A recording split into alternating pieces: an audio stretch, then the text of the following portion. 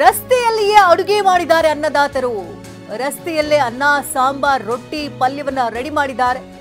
ಗ್ರಾಮಸ್ಥರಿಂದ 3 ಲಕ್ಷ ಜನರಿಗೆ ಊಟದ ವ್ಯವಸ್ಥೆ ಕೂಡ ಮಾಡಲಾಗಿದೆ. ಗುರ್ಲಾಪುರ ಇಟ್ನಾಳ್ ಗ್ರಾಮಸ್ಥರಿಂದ ಊಟದ ವ್ಯವಸ್ಥೆಯನ್ನ ಮಾಡಲಾಗಿದ್ದು 30 ಕ್ವಿಂಟಾಲ್ ಅಕ್ಕಿಯಿಂದ ಅನ್ನವನ್ನ ಮಾಡಿದ್ದು 30,000 ರೊಟ್ಟಿಯನ್ನ ಕೂಡ ಮಾಡಿದ್ದಾರೆ. ರಸ್ತೆಯಲ್ಲೇ ಅಡುಗೆ ಮಾಡಿ ಹೋರಾಟಗಾರರು ವಿಭಿನ್ನ ರೀತಿಯಲ್ಲಿ ಪ್ರತಿಭಟನೆಗೂ ಕೂಡ ಮುಂದಾಗಿರುವಂಥದ್ದು.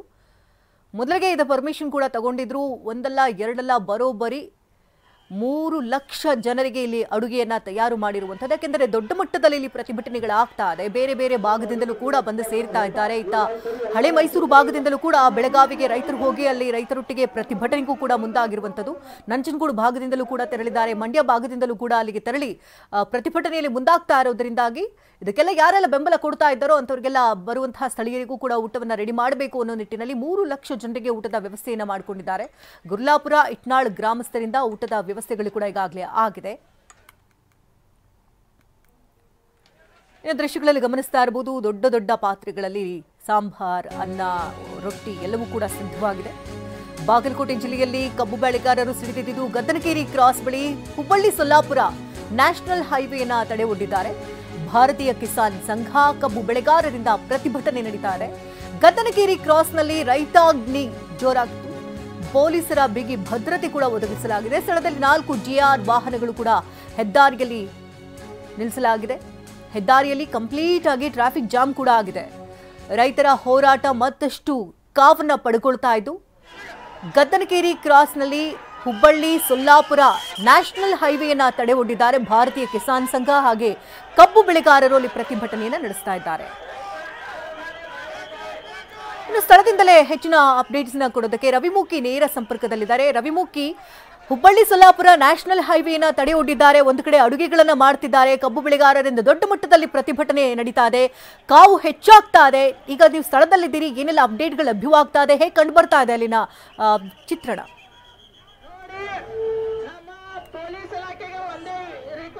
ಈಗಾಗಲೇ ಏನು ಬಾಗಲಕೋಟೆ ಜಿಲ್ಲಾದ್ಯಂತ ಪ್ರತಿಭಟನೆ ಕಾವು ಏನು ಕ್ಷಣ ಕ್ಷಣಕ್ಕೂ ಕೂಡ ಹೆಚ್ಚುತ್ತಾನೆ ಸಾಗ್ತಾ ಇರುವಂತದ್ದು. 1 ಟನ್ ಕಬ್ಬಿಗೆ ಕಡಿಮೆ ಅಂದ್ರೂ ಕೂಡ ನಮಗೆ 3,500 ರೂಪಾಯಿ ಬೆಲೆಯನ್ನ ನೀಡಲೇಬೇಕು. ಅದ್ರ ಜೊತೆಗೆ ಇನ್ನೊಂದು ಬೇಡಿಕೆ ಏನಂತಂದ್ರೆ ಕಬ್ಬಿನ ಬಾಕಿ ಹಣವನ್ನ ಏನು ಬಾಗಲಕೋಟೆ ಜಿಲ್ಲಾದ್ಯಂತ ಏನು ಸಕ್ಕರೆ ಕಾರ್ಖಾನೆ ಮಾಲೀಕರು ಉಳಿಸಿಕೊಂಡಿದ್ದಾರೆ ಅದನ್ನು ಕೂಡ ತ್ವರಿತಗತಿಯಲ್ಲಿ ನಮಗೆ ಪಾವತಿ ಮಾಡ್ಕೋಬೇಕಂತ ಹೇಳ್ಕೊಂಡು ಕೆಲವೊಂದಿಷ್ಟು ವಿವಿಧ ಬೇಡಿಕೆಗಳನ್ನ ಏನು ಉದ್ದೇಶ ವಿಚಾರಕ್ಕೆ ಸಂಬಂಧಪಟ್ಟಂತೆ ಈಗಾಗಲೇ ಪ್ರತಿಭಟನೆ ಕಾವು ಹೆಚ್ಚುತ್ತಾನೆ ಸಾಗ್ತಾ ಇರುವಂತದ್ದು. ಅದರಲ್ಲೂ ಸದ್ಯದ ಮಟ್ಟಿಗೆ ಹೇಳೋದಾದ್ರೆ ಬಾಗಲಕೋಟೆ ತಾಲೂಕಿನ ಗದ್ದನಕೇರಿ ಕ್ರಾಸ್ನ ಒಂದು ಪ್ರದೇಶದಲ್ಲಿ ಇರುವಂತಹ ಒಂದು ಚಿತ್ರಣವನ್ನು ನಾವು ತೋರಿಸ್ತಾ ಇದೀವಿ.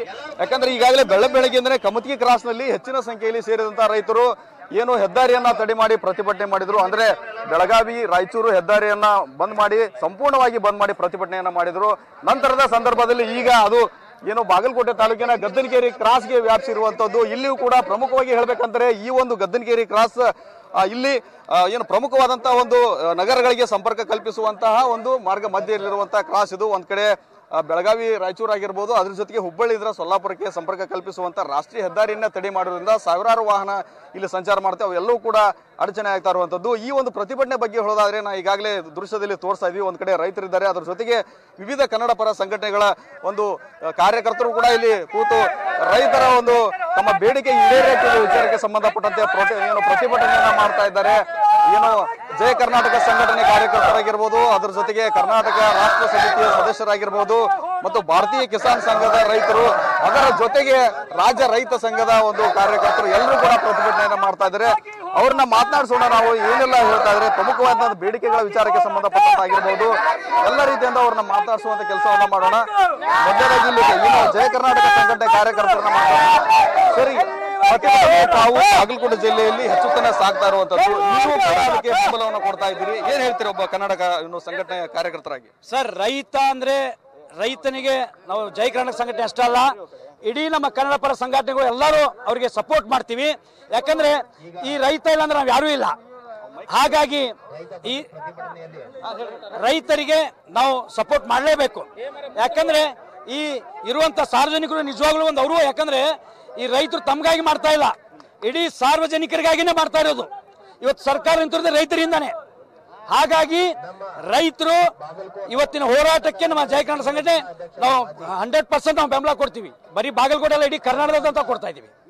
ಇದಿಷ್ಟು ಇಲ್ಲಿನ ಕನ್ನಡ ಪರ ಸಂಘಟನೆಗಳ ಮಾತಾಗಿರುವಂತದ್ದು. ಯಾಕಂದ್ರೆ ಕೇವಲ ರೈತರಷ್ಟೇ ಅಲ್ಲ, ರೈತರಿಗೆ ಕನ್ನಡ ಪರ ಸಂಘಟನೆಗಳು ಸೇರಿದಂತೆ ವಿವಿಧ ರೀತಿಯ ಸಾರ್ವಜನಿಕರು ಸಾಥ್ ನೀಡಿರುವಂತದ್ದು. ರೈತರ ಬೇಡಿಕೆ ಏನಿದೆ ಅದನ್ನ ಈಡೇರುವವರೆಗೂ ಕೂಡ ನಾವು ರೈತರಿಗೂ ಕೂಡ ಬೆನ್ನೆಲುಬಾಗಿ ನಿಲ್ತೀವಿ, ಅವರ ಹೋರಾಟದಲ್ಲಿ ನಾವು ಸಂಪೂರ್ಣವಾಗಿ ಸಾಥ್ ನೀಡ್ತೀವಿ ಅನ್ನೋ ಮಾತನ್ನ ಹೇಳ್ತಾ ಇದ್ದಾರೆ. ಧನ್ಯವಾದ ರವಿಮುಗ್ಗಿ ಹಾಗೆ ಸಹದೇವ್ ಮಾನಿ.